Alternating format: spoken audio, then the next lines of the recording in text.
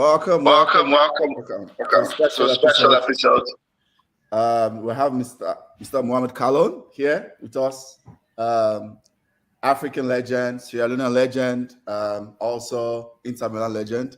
It's been a long time coming. We're trying to set this up. Thank you for joining us, Mr. Kallon. Yeah, thank you very much. It's a pleasure to have me. Okay. We have Itata too, our African correspondent, or expert on everything African soccer, joining us also. So before we go, I guess I'll ask you this. Let's just dive in straight away. The first, thing that people want to know is, who was your inspiration to become a footballer?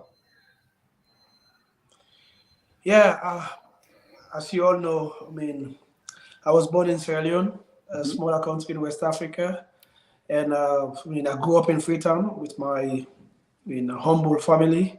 And my dad was a policeman, my mom was a businesswoman, and I have like 6 siblings, and 2 of them were my great inspirations. My dad was playing soccer as well before my 2 elder brothers started playing. So I grew up watching them on the streets, because North Africa is street soccer. Yeah. Right in front of my house. They used to play challenge game. They bet on little money, like maybe less than 10 cents or 20 cents. That's how they bet on to play. But they play with their life and got everything. So I see them playing. After the game, they will have blood everywhere, wounds everywhere, like real game. So that's how I grew up, seeing them challenging themselves, competing with themselves. So that's how I fall into for the sport, and I started playing as well with my colleagues, my age mate. We start playing on the other side of the street gradually until we grow up and get stronger. Then we start joining my elder brothers to play. So my inspiration actually came from my brothers and my father, because my dad is a football fanatic. He's passed away, but his soul continues to rest in peace. But he was, I think, is the biggest fan of football I've ever seen in my life. If his team, he was supporting Mighty Blackpool, one of the biggest teams in Sierra Leone. So we have Mighty Blackpool and Easter Lions. So when I came in with my FC Kallon, he wanted to kill me. Yeah, he would fight me every day. He would swear me every day. If we play against his team, whenever we win against his team, it's a nightmare for me. He would kill me. So when I was playing, I grew up in Sierra Leone, in Freetown. I started playing on my school team, the primary school, then I graduated to the secondary school. When I was in Form 2 or Form 3, I started playing for my Division 1 club, because that's the only school team that have a Division 1 club. So I was playing for Edwards, then his club, my elder brothers were playing for Blackpool and Lions, and he support Mighty Blackpool. Every time Mighty Blackpool loses, we don't eat in the house for 2 days. We don't eat. Wow. So that's how I grew up from a football fanatic family. Okay. That's a good one. Itata, you want to ask, I guess, the next question? Well, I would just say it's a pleasure to meet you, Mr. Kallon. It's not physical. Some people have been fortunate. Have you met Kallon? No, I say, well, with time. So this is the third, officially, this is the third African legend I've met. Okay. The first one was the late Stephen Keshi. The second one, my good friend Sheung Kuti, Fela Kuti's son. The third one is Mohammed Kallon. So 3 is a lucky number. I'll take it. And if you look at African football, Abedi Pele, Samuel Eto'o Fields, I would say maybe Benny McCarthy, Nigeria's Kanu. These are people who were known worldwide. I'll add Lamte there too, that were known worldwide as teenagers. How? Because I think there's some crazy thing. I think Mr. Kallon played, actually probably represented Sierra Leone at the age of 15. At 15, I was running around with no shirt on. So how were you able to handle fame at such a young age, busting into the scene, shaking Africa? How were you able to handle fame at that young age? Very young age. I think for me, it's a blessing from God. I have to say thanks to the Almighty God for giving me that blessing, that opportunity, because it's almost impossible. So everything worked for me in a mysterious, like in a magical way. I always say it's magic. Even all my old football career started, just from fortunes, from luck, from whatever you may say. So from in Sierra Leone, from school, from my school team. I was playing for the school team. I was the captain of my school team. So the Division One team, they practice on the same field where my school team practice. So after practice, I would go home, change, then return back to the field to watch my elder brothers practice. And because my football icons in Sierra Leone back then, the Agina Mari, the Junior Tumbo, Aminu Karim, these are great players from that club. So I used to grow up admiring them. They were my mentors. So one day, I was on a Thursday, so it was raining a little bit raining. No, in Africa, when it rains, most of the players don't turn up for practice. The senior guys don't turn up for practice. So then I was around, and the coach saw me sitting down in the pavilion. Then he asked, hey, can you come and join me? Because they have like 16 or 17 players. So I have to jump in with my school pants and play. Yeah, so I played like for an hour. Then after the coach called me and said, oh, you can come to practice again tomorrow. Come to practice ready. So next day, I was ready. Like from school, I get home, I was shaking. I can't wait for the time to reach to get home and practice. So I went to the field and I started practice for like 15, 20 minutes. And the coach called me and said, okay, we have a friendly game tomorrow on Saturday against the biggest team in Sierra Leone, Inter Milan.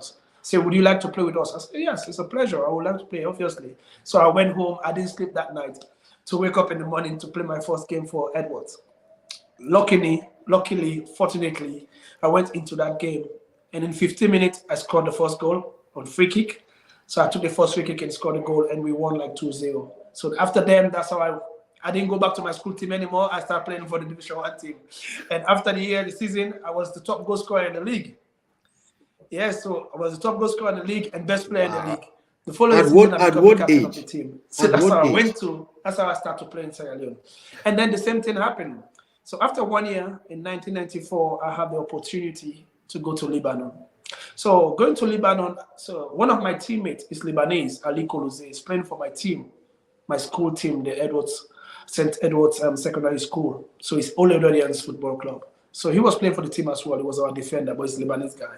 So after the season, I did very, very well. So every year after the season in June, the summer, then we go to Lebanon on holidays. Mm-hmm. So he called me and said, okay, I want to invite you to come to Lebanon so we can go for holidays. Then if we have free clubs there, we can train on the beach and see. That's how we went to Lebanon. So we got to Lebanon. I was playing on the beach. And one of the first division teams saw me. And they invited me to go practice the next day. I went there and that was it. I get signed and I played with them. So like I was too small. So the coach was hesitating to even use me. So I was training like 2-3 weeks. I was training. I was fit and fine. But I was always on the bench. First game I was on the bench. The second game, I think the third game, they were losing 1-0. And 15 minutes to the end of the game, and they brought me in. That was it. I came in, the first ball I touched, I scored. I scored the first one, and I scored the winning goal. That's it. All the fans jump on me, so I start playing. And I end up the season winning the highest goal scorer and the best player in Lebanon that season. Yeah, so that's how it all started. And then, from there, I was invited to play for the U17 national team in Sierra Leone. Okay. That's how I say my whole football career was a magic. It's just like a movie. I went down to play with the under-17 national team. But when I got to Freetown, late on Wednesday. But the team already left for Ghana because we were playing against Ghana under-17. The Linam team back then. So I was going to play against Ghana. So I got to Freetown on Wednesday night. So the team already left already in the morning to Accra. And you know, back then, you have to wait for 2 weeks to get flights to go anywhere. So, I mean, it was during the war, those times, the 96, so it was difficult to have flight to go. So if you miss one flight, that's it. So I was in town, and the senior team was playing against Gambia on Saturday. So my two elder brothers were part of the senior team. And my icons were in that team. They are Gina, Tumbu, Tostao, all these big names. Yeah. That I used to admire so much. They were part of that team. So on Thursday, I wake up on Thursday in the morning and they came to me, you can't go to Ghana anymore. So, but you can join me. You can join us to practice. So that's how I joined the senior national team. Went on Thursday, got to practice in the afternoon. Did my first session with them. The whole supporters, we used to have like 10,000 supporters. The whole fans were sharing my name, shouting my name after the first session. The next day was Friday. We went for the preparation for the game and all. Fortunately for me, I was in the first team. the first 11 to play the next day. I didn't sleep that night again. I started thinking I'm going to play in front of my family, in front of my fans, my friends. It was a nightmare for me. I didn't sleep that night. Prepared myself very well, and I played the first game against Gambia. I did very, very well. It was a very good performance. Since that day, I mean, I've been playing for the national team. I started playing for the national team. I didn't come out anymore. And after 2 years, I became the captain of the team for 15 years. Okay. Before we go, let's take questions. Somebody says comments. As Oga comment says, this is first African legend I've met. Yeah.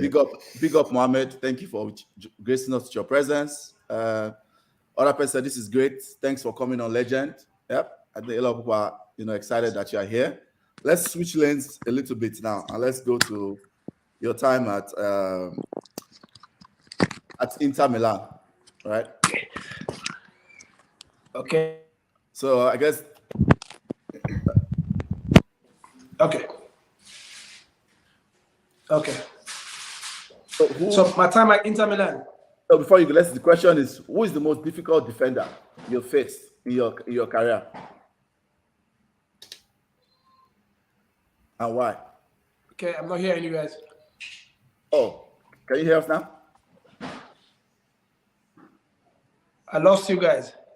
Oh, we can hear you. I can't hear. Oh, why? We can hear you. We can hear you. More? Can you hear me now? Can you guys hear me? Yeah. Yeah, we can. Can you guys hear me? Yeah, I can. I can't hear you. Oh, wow. Okay, you know what? Can you go out? I'll go back out and go back and come back in. Yeah, no sound. I'll take you out and you can go back in. Come. While it fixes sound, let's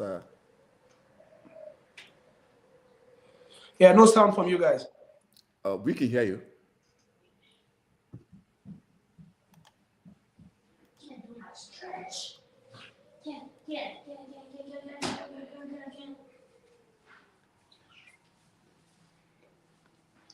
No sound.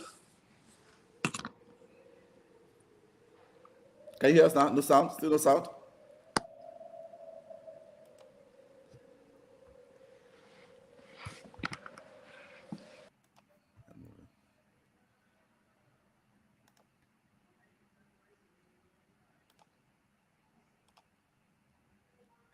Yeah, while he tries to come back in, we'll wait for him. Yeah, it's an incredible thing, I don't know if people know this.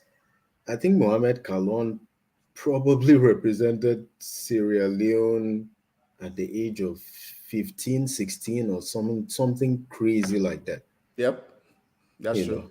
So it's incredible because even Abedi won the Cup of Nations at 18. McCarthy was shaking Africa at 18. Lamte was doing it at a similar age, but I think he is. Can you hear us now? Yeah, I can get you. Oh, okay, perfect. Now you're back. I was saying, so what is your who is the most difficult defender you have faced in your career?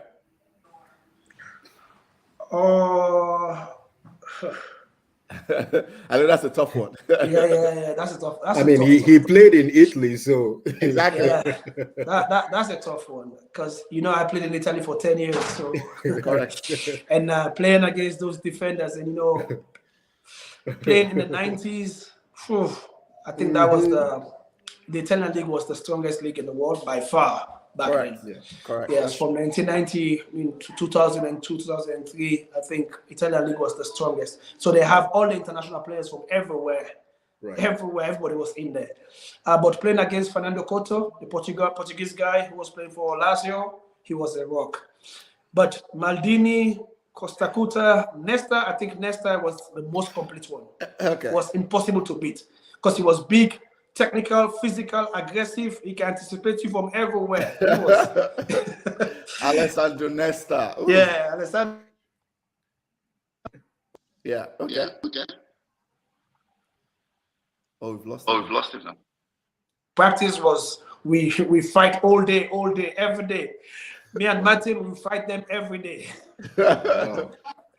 Okay. That's a good one for sure. Itata, I'll let you take the next question. First of all, Alessandro Nesta is my second favorite footballer of all time. So when you mention Nesta, I think I'm vindicated now. So Yeah. I'm happy. So the World Cup is in Qatar later in the year. I just want to get your opinion, because this is very close to my heart too. I know Ayodele is like that. Why can't African teams get over the hump when it comes to the World Cup? The World Cup, it's a different stage. It's a tournament. The World Cup is a tournament. Playing tournament and playing week in, week out football is different. So most of our players representing our continent are mostly playing in Europe. Mm-hmm. So, and the atmosphere in those competitions is quite different. So if you go back to the history of the World Cup, most of the time, the teams that made it to the World Cup or even win the World Cup are teams that have most of their players that didn't play regularly in Europe. That's true. Yes. That's true. So if you look at the African teams, right? So mostly we have like 8 or 9 starters playing in Europe week in, week out every day. So at the end of the day, sometimes they play 45 to 50, 60 games. So coming back to play the World Cup, you're exhausted already.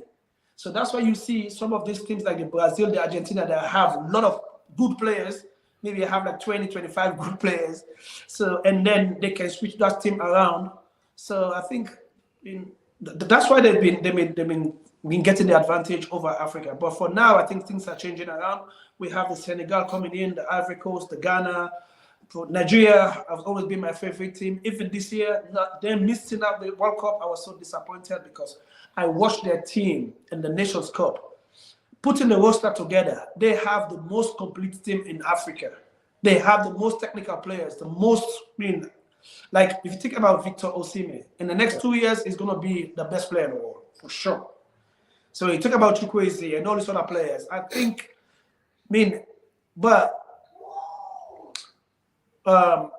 witnessing the Nations Cup in Cameroon and what I saw, the professionalism, the standard they set in Cameroon, the Nations Cup, I think the awareness is there from Africa that we can make it, we can do it, we can do it. If Europeans can do it, we can do it too. So that's how it's going to start. The next step is us challenging teams in the World Cup to take us to the semi-finals, into the finals as well. Okay. I agree. We have a question from some of the viewers. Someone says, what was it like playing the same training ground with Ronaldo, Vieri, Ricoba, Ventola, and Obafemi Martins? Adriano too. Adriano. As I said before, it was a blessing. It's a dream come true. I was in Lebanon watching the World Cup, seeing all these great players. Ronaldo, a small boy, making his debut for Brazil. I watched Roberto Baggio and all these great players. So when I had that opportunity to go to Italy, even going to Italy was an accident as well. It was a magic as well. Because yes, I told you that my whole journey was like a movie. So I went to Sweden immediately after my first game, my debut with the national team. A scout was in Sierra Leone from Sweden. So after 4 days, they took me to Sweden. I was in Sweden for 4 months. So I was playing for Spånga Division 2 team. So I was playing with the reserve team. So the reserve team have a competition, like the international competition, they call it the Gothia Cup. Like teams all over the world. Oh yeah, Gothia Cup in that tournament. Yeah. Inter was there, Juventus was there, a lot of international teams were there. So I was invited by Kaiserslautern in Germany. I was on my way to Kaiserslautern in Germany. Then I transit in Milan. But I was supposed to pick up one of my agents that recommended me to the club in Germany, Kaiserslautern. He was in Milan. So we had to be in Milan for 2 days and then travel to Kaiserslautern. 2 days, then I said, okay, I can't be in Milan without doing nothing. I can't just stay in the hotel without practice. You have to look for somewhere to practice for me. Mm-hmm. The agent came back and said, oh, okay, I will take you somewhere for practice tomorrow. Where did he took me? to Inter Milan practice. You see, that was a complete miracle. So I got there, and I was supposed to practice with the U17 team because I was 15, 16 years. I was almost 16 then. So I got into practice. The first 20 minutes, I was like, the boys were not my match. So I was killing them. And 20 minutes after they asked me to come out, I said, why am I coming out? But back then I don't understand Italian and they don't speak English as well. So I have to come out, and the secretary came afterwards.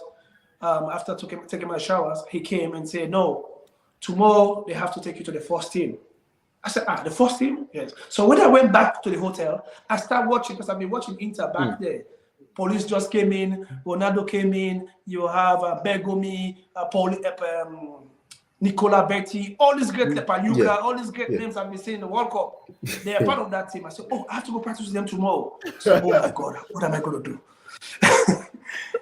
The same thing again. The whole night I didn't sleep, thinking of what am I going to do. Yes. So I get to Inter practice. They took me there. I get there, got out the car. The first player I see, Roberto Carlos. I just saw Roberto Carlos a year ago in World Cup. Then I just saw him in front of me. I was like, oh my God. What I was shaking is that I was shaking. Yes. I got into the dressing room. I saw all the big names, Ronaldo, Zanetti, everybody was in there. So I went to a little corner. So they bought my jerseys and everything. I changed. And I was so quiet in my little corner thinking, oh my God, these guys have been seen from Africa. I'm coming to play with them now. It's okay. Then I went out for practice. After 20 minutes, I think that was my day. I think that was a special day from God. I think I scored 3 goals in that practice. I was killing everyone. I don't know where I got that from. I was not even playing by myself. It's true. I swear to God, that day, I was not even playing by myself. I don't even know what I was doing. I did things that I've never done in my football career before. It was a miracle. It was a miracle. Everything works for me. 2 days after, they signed me for 5 years. I have 5 years contract 2 days after. So I didn't go back to Kaiserslautern. So that's how I get into Italy. Wow. So then obviously I was young, and then I have to go on loan to several teams. I went to Lugano, went to Bologna, Genova, Cagliari, Vicenza. And then after Regina was my best season ever. So I scored 21 goals in that season. That's the season that You killed it. I destroyed the Italian league. Nobody else was unstoppable. I was unstoppable. That was in 99-2000. So then 2000 I came back to Inter, because every season, after the season, I will return back to Inter to do the preseason. So I'll do the preseason with Inter, with Wankudem, Cano, and everyone, and then go back on loan. So then I went to Vicenza after Regina. After having a fantastic season, then I went to Vicenza. I played for Vicenza. When I came back the following year to do preseason and go back, Zanetti came to me the first day. As soon as I get to the dressing room, you're not going nowhere this season. You're going to stay with us. Because every year I play against Inter, I will score against them. Every moment I will score against Inter. Yeah, because back then. So then when I came back, they said, no, you're not going nowhere this season. So that's how I stayed in Inter, and I played with them for 4 seasons. Obviously, as you mentioned, playing with Vieri, Ronaldo, I think it's a blessing. Moreover, Ronaldo is the best player I've ever seen in my life, even when he was 50%. He had 2 operations already. His right foot was like damaged, gone. His left foot was, he was using it only to support him. But he was the greatest player I've ever seen. He's technical, he's physical, he's fast, he's aggressive, everything is complete. Yeah. I've never seen a player like him. Yes, we had good players like Vieri, like Seedorf, Emre, Dalmat. These are all good players. Obviously, Martin was there coming up. Martin was younger, and then he came in and played with me as well. Okay. Let me take this. Ask you. Okay, let me take this one actually. What are the issues with African coaches? Why are they not recognized globally, right? Because I think we have, of course, very good African coaches, like the man that just won Nations Cup, Cisse. But globally, why do you think African coaches are not recognized globally today? The system has been built for a very, very long time. So we have to get into the system, because they say to change the system, you have to be part of the system. And we, the Africans, we are not part of the system. That's so true. Obviously what we do, when we're playing in Europe, us coming from Africa, all our thinking, our focus is to go back home. is to go back home and help to develop your game, help to develop football back in Africa. So we didn't set up the foundation in Europe as African players. So if you play enough in Europe and stay in Europe, educate yourself in Europe, get all your coaching badges, all your do all your administrative courses and whatever, because we footballers, we don't have to limit ourselves only to coaching. We can go into administrations as well. That's true. I mean, we can do football in science, you can go into finance, you can go into banking, you can go a lot of stuff that you can still come back and involve in the football.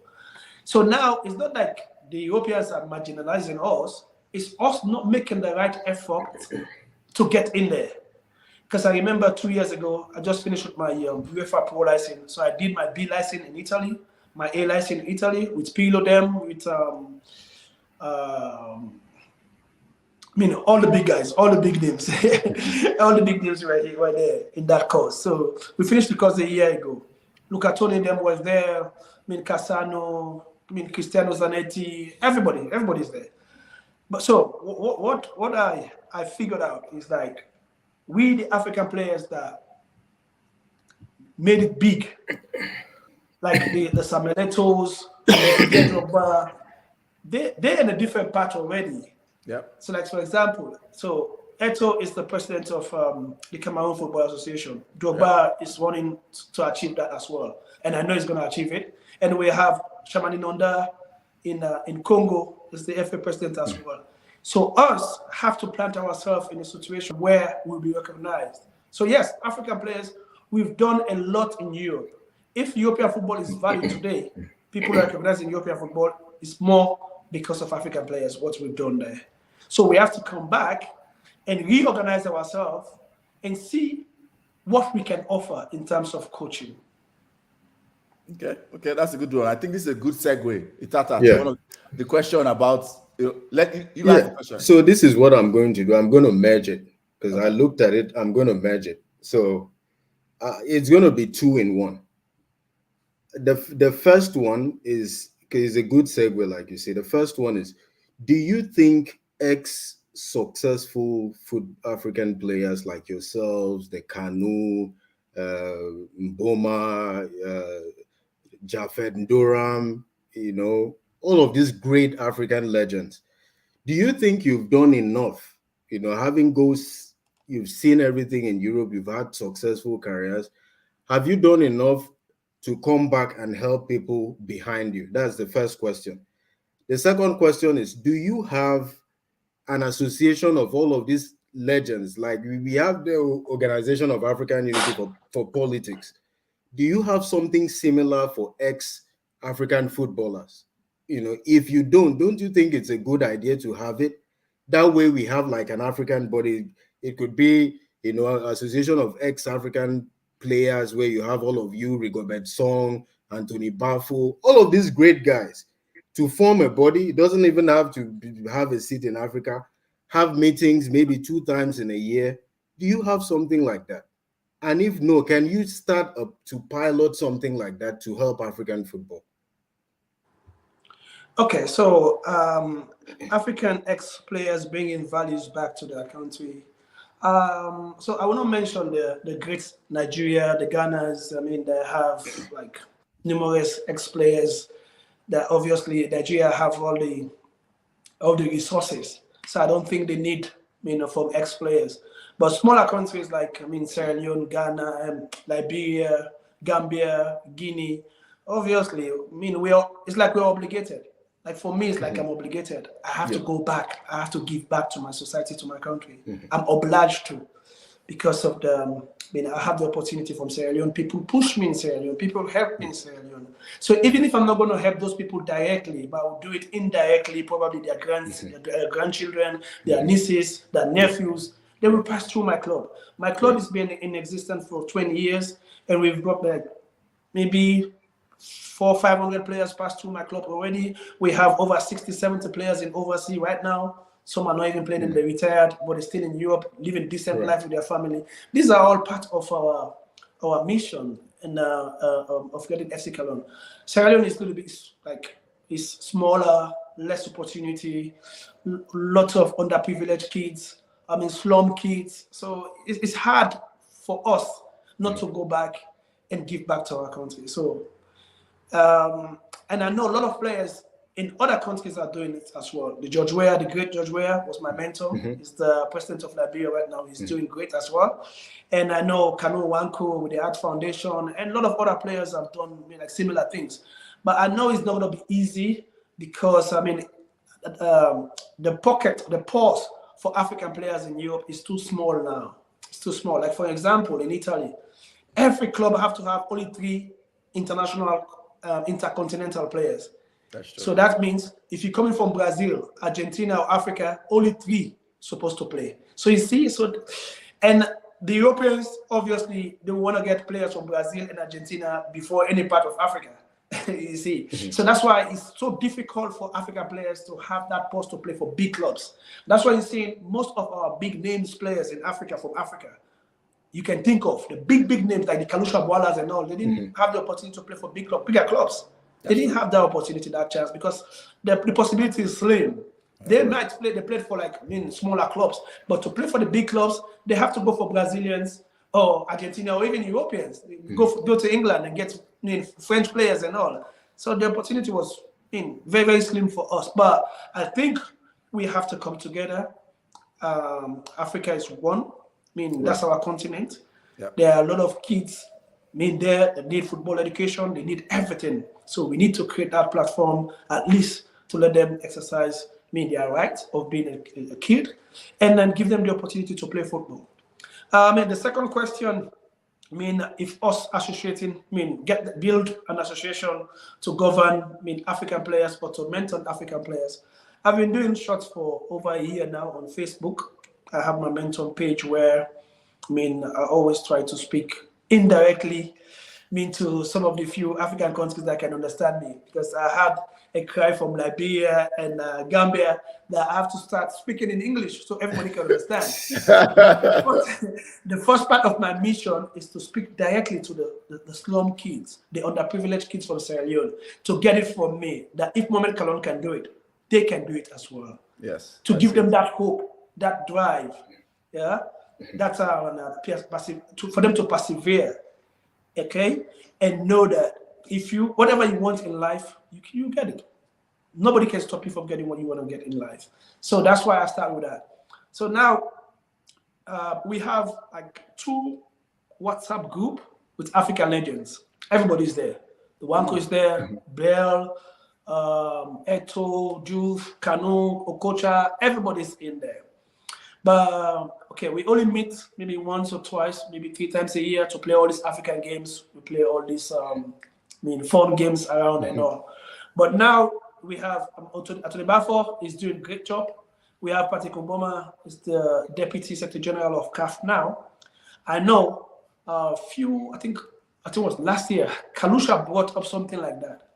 So we were trying to bring all the African players at least to have 1 or 2 representatives from all African countries to get together and see how we can build our own association of us motivating the younger kids, the youth on the streets. So because we have a voice, we have a strong voice that we can use to impact, to inspire a lot of kids around Africa. So I think that will work. Because the Kanus, the Bafos, the Etos, they have strong voice in that group. So we just have to come together and build a proper association there where we can start moving things forward. Right. Okay, that's a good point. So before we go to the next one, let me do a quick admin. If you're watching this, on YouTube is Footy Fantasy. Like, share, subscribe. After like an hour to download to YouTube, I'll put the description for Mohammed Kallon's page. He has a page there, like you said, where he mentors young African kids, Sierra Leone kids in the slum. Just give them hope that if he can do it, they can do it.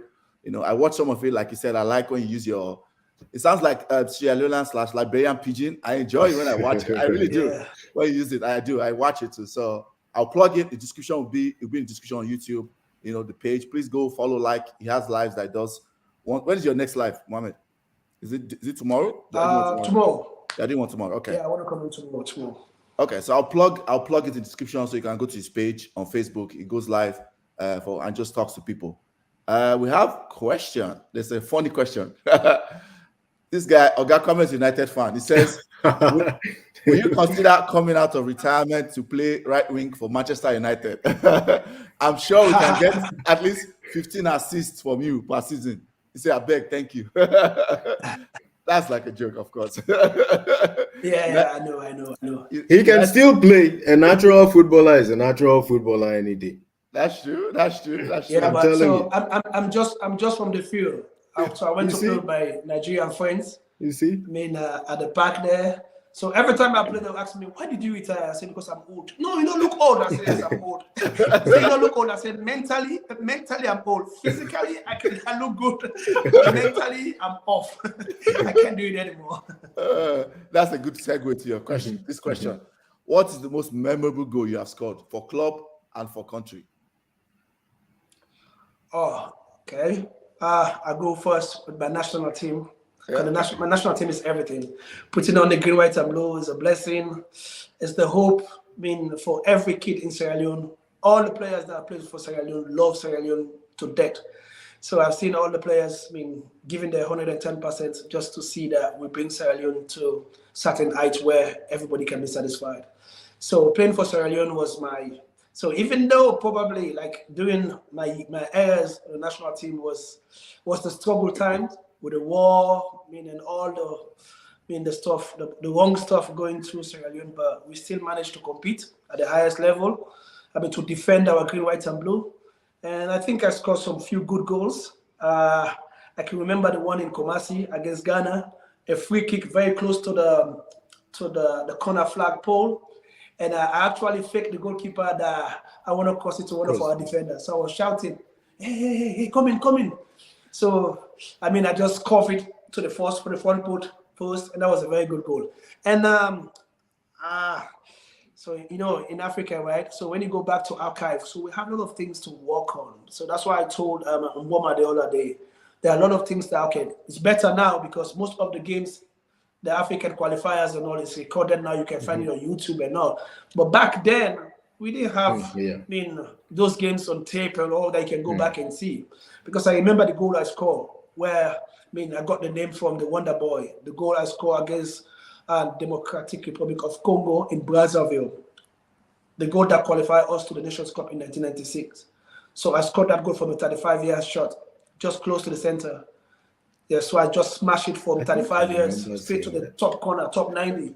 So, yeah, so that, I think that was one of the greatest goals I scored for Sierra Leone. But the goal I will adore and admire and live with my whole life is the only goal that Sierra Leone have scored in the Nations Cup against Burkina Faso. South Africa 96. Yeah, I came in and scored the winner. I think that's the most important goal for Sierra Leone. Wow. In the history of Sierra Leone, that's the most important goal. Okay. Do you have anyone you remember for club? Any of your clubs you played? For club. Oof. Yeah, for club I scored like nice goals. The one against Atalanta, I came in from injury. So I was out for like 4 months because I have a knock against Barcelona from Puyol and I damaged my tendon. And I came back after 4 months. The first ball I shot, I put it top corner, top 90. So that's one of my greatest goals. And then in the Champions League, I scored a bicycle kick in the Champions League. And I scored against Paris Saint-Germain in France for Monaco. That was a fantastic goal. Okay. I guess we go to the next question. Itata, you want to take I said just go to like the last question. You can go there. Okay. The FC Kallon. Yeah. So can you tell us a little bit? I just got to find out that you have FC Kallon. Apologies, you can only follow as much in African football. So can you tell us a little bit about FC Kallon? Maybe a little bit of summary about the history, what it stands for, where it is now. If it is playing in the Sierra Leone League, do you play in the CAF Champions League or other CAF Confederations Cup? What is the state of the club? So that, just to bring awareness, now that I know, I'll probably go online and check more about FC Kallon. Yeah. FC Kallon is a small club in Sierra Leone. It's my baby. It's just a way to pay back to give back to my country. So look at, all avenues and see, how I can pay back to Sierra Leone. What can I give back to Sierra Leone? And I think the only way I can give back is through football, because football is all I have for now. And so that's why I went through all possible means to see that I educate myself very well, get all my badges. Went back to school for 2 years with my sports administration diploma. Just to go back and see that we administrate the game very, very well.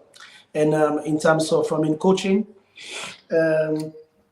playing football is different from coaching. So you still have to go to school to learn how to coach. So I went through that for like 7 years. I did the A, B, and Pro license in Italy, and I did the B and A license here in America as well. Because you can't coach in America with UEFA license, so you have to go to school all over again. So I've learned how to organize the game, how to create performance environment, how to administer my staffs and players and everything. So going back to FC Kallon, I think we have been very, very successful in the years. This year mark our 20 years, and we're going to do our 20 years anniversary. And it's going to be big. It's going to be really, really big. So FC Kallon, our aims and objective, or our mission and vision, is to develop a lot of young players and give them the opportunity to play overseas and then come back and play for the national team. Playing for the national team is always going to be the end product, because I love my national team so much. And in the past 20 years, if you look in the national team in between the 20 years, I think 80% of the players that represented Sierra Leone are from FC Kallon. So that's one of the success stories from FC Kallon. And we've got 30 or 35 players in Europe. We've got players that played for AC Milan, Rodney Strasser. He played for AC Milan like for 4 or 5 years. And then we have Mohammed Kallon. He played for Celtic. He was in Aiko in Sweden. He was the top goal scorer. Ibrahim Bangura Tete. He played for Aiko as well, and then went to Boza Sport. So we have Medo Partizan. He was playing for Bolton in England. He went to Partizan as well. So we have, a lot of players coming out from FC Kallon. So, and then we've played 2 or 3 outings in the African Champions League. We've played against youve, and we won against Ocean Boys in the first elimination series, and then went and played against Union de Douala. We won against Union de Douala. To face youve. We lost to youve. We tied 0-0 in Sierra Leone and lost by 2-1 in Nigeria. Okay. That's just the short background of FC Kallon. So now we've worked through our youth system, because we're more focused on young players. Yeah. So our motto, obviously speak for itself, the young shall grow. So we always focus on young players. So we have our U8, U10, U12, U14, U16, and then we have the Division 1 team as well, then plus the senior team. And the senior team is, I think we are 3rd or 4th in the league presently, but we've been doing well for the past 20 years. We've been top 5 for the past 20 years. We won the league like twice, and we've won the treble once. And we've been doing good so far in the Sierra Leone Premier League. And most of the time, if you look at all the national team, all age groups, we dominate players in the national team. That's our goal.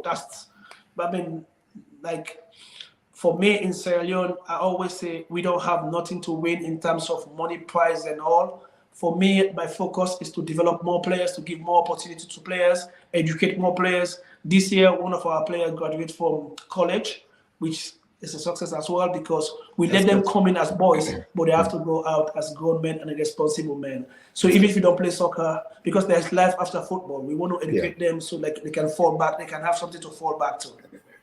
Yeah, that's good. Absolutely. That's good. I think we've come to the end.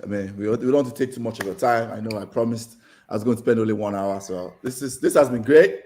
For everybody watching, again, check out his Facebook Live tomorrow. I'll plug the link to the in the description of the YouTube channel. Also, like, share, and subscribe to our channel. We're a growing channel. We're trying to target, Africans all over the world, whether back in Africa or in diaspora like it. So like, share, subscribe to our channel. Mohammed, thank you so much for your time. We really appreciate you. We really do. and I'll try Thank to you stay very in touch. much. It's a pleasure. It's a pleasure having me, and I just want to pass on the information that FC Kallon is going to be 20 years. We're going to do our anniversary this year. We are doing a fundraising. We have our jerseys online on fckallonshop.com. You can go there and help us, patronize with us, support us, because we're dealing with a lot of underprivileged and slum kids that we want to send to school. We have a sponsorship and scholarship going on for kids. So go out there and support FC Kallon with whatever you have. So guys from Sierra Leone, you can support FC Kallon. Notwithstanding you supporting your mighty Blackpool or Easter Lions, just support Sierra Leone and FC Kallon. Thank you. Okay, thank you. No problem. One final thing. That stuff I brought up, please go to the WhatsApp group. Tell all the African legends we need to take football away from politicians. They are destroying our football. If you guys take football back, it will be a big thing for Africa. Maybe you guys hold a chance of us winning the World Cup. Please go back to the WhatsApp group and light fire for them. I agree with you, but it's just time. But it's a process. Even winning the World Cup, I think it's a process. We just have to do the right thing, organize ourselves. Africa, we just lack organization. Even most times, I'm seeing most of these coaches coming into Africa. The only thing they do is organizing our team. That's it. But technically, tactically, they're not doing much. They're just organizing our team. We just need to fall back and organize ourselves and respect ourselves, and then we can have the best from ourselves. Right. Absolutely. Okay. Well, we've come to the end. Thank you for your time. Itata, Mohammed Kallon. Thanks Kallon, again. the legend. Thank you very much, guys. It's a pleasure having me. And thank you for killing Nigeria in 2000. All right. Thank you so much. Thank you. Okay. Take care. Thank you. Okay. Bye.